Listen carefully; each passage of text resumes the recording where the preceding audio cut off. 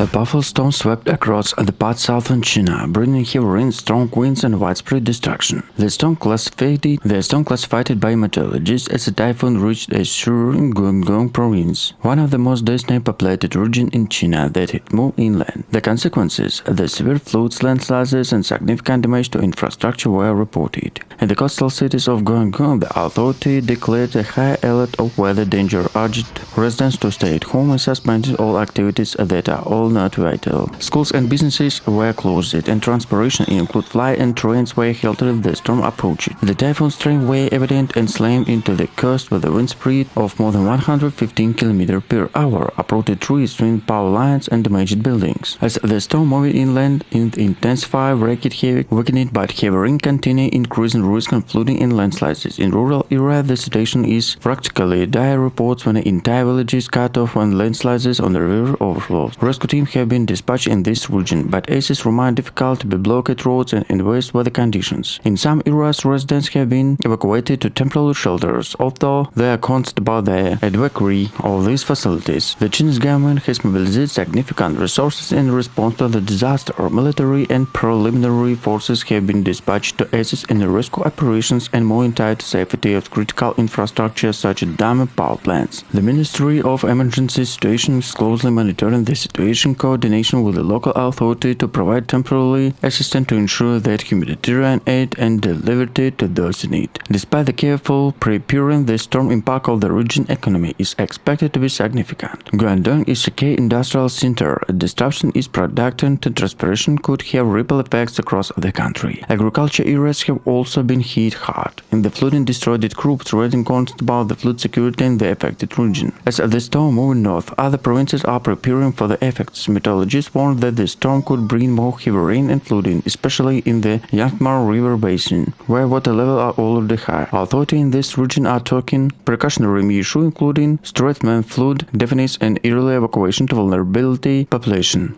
The storm comes at a time when China already dealing with the aftermath of the summer marked by extreme weather events, including record heat and drought. The frequency and severity of these events have raising questions about the impact of climate change on the region. The scientists warn of such storm could become more common in the future. The Chinese government has recognized the need of greater resilience in the face of these challenges, but the storm severe stark reminder of vulnerabilities that remain. In the coming days, the focus will be recovery on the rebuilding, but the safety of those caught in the path of the region remain a first priority. With the even heaviest rainfall forecast on the three flooding and landslides in the higher alert, the authorities are calling for continued vigilance. The full extent of the damage is still being assessed, but it's clear that the storm has led to significant mark on the region both in terms of human casualties and economic losses.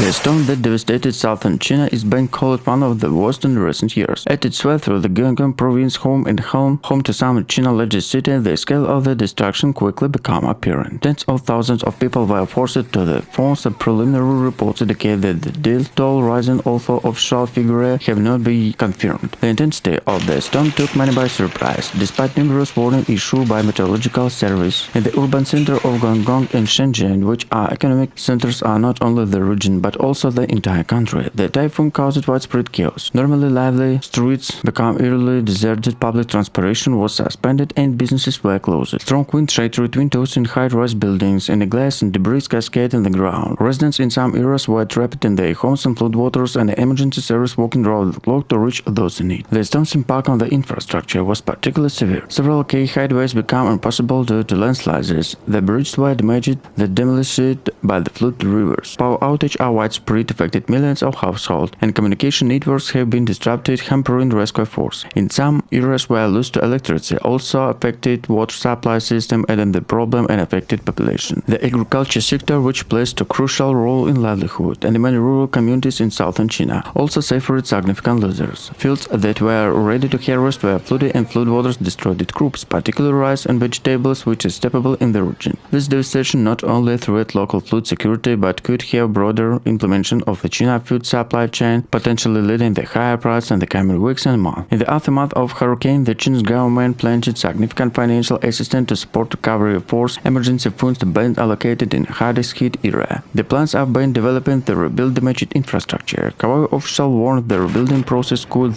is not longer due to extensive damage and ongoing risk to future adverse weather conditions. There is also growing concern about the long-term economic impact of the storm. Guangdong province is critical more to global supply chain, especially of the electronic and manufacturing. Disruption caused by typhoon could lead to delays in production supply, which would affect international markets. Companies with factories in the region are facing by the damage and trying to resume operation, but the full extent of the damage is not yet clear. As the storm continues to move north, other regions China are preparing for the impact. The province of Beijing, Hunan, and Fujian into high alert. The authority warning of the possibility of the future flooding landslides. In this region, preparing are underway to evacuate residents from a high-risk area, and emergency services are unstoppable to respond to any incidents. The passage of the storm also resulted in discussion about the climate change and this impact of the China. Experts are noting increasing in the frequency and intensity of such storm consistent with the pressures associated with the global warming. China, as the world's largest greenhouse and gas emissions, faces double challenges: the reduce of carbon footprint and sometimes adapt to effective climate change, which are already being felt. The government has emphasized and they committed to climate resilience, but the current storm underscores the urgent need to more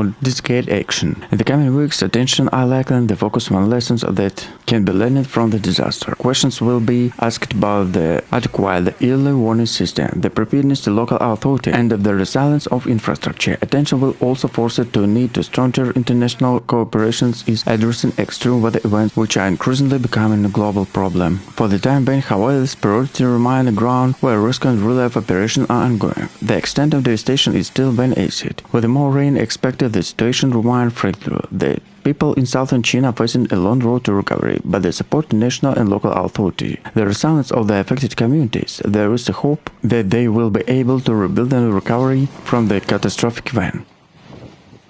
As the rescue and relief efforts intensity of local authority are grappling with the logistical challenges exacerbated by difficult terrain, road blocked by debris and landslides have hampered the movement through rescue teams, delaying all arrival. Some of the hardest hit area. The Chinese military have been called to assist with the transportation to rescue operations, utility helicopters, and reach isolated communities. Preliminary reports indicate the casualties have occurred. This number expected to rise as search of rescue teams reach remote locations. Hospital in the affected areas are stretched to capacity, prompted the government and mobilized medical personnel from the other provinces to provide additional support. International aid is pouring in, with the neighboring countries offering assistance to relief organizations deployed to rescue to help elevate the humanitarian crisis. The United Nations and the agencies are coordinated with the Chinese authority to ensure a swift and effective international response. The earthquake also raising concerns about the safety and extensive infrastructure, including dam and reserves. Engineers are coordinated throughout the assessment, determined to structure integrity of these facilities and to mitigate the risks of potential secondary disasters such as flooding. In the midst of the crisis, communities are coming together to support one another. Local residents are providing shelters, food, and comfort from their homes. Social media platforms are being used to share information about the missing person and coordinate relief efforts.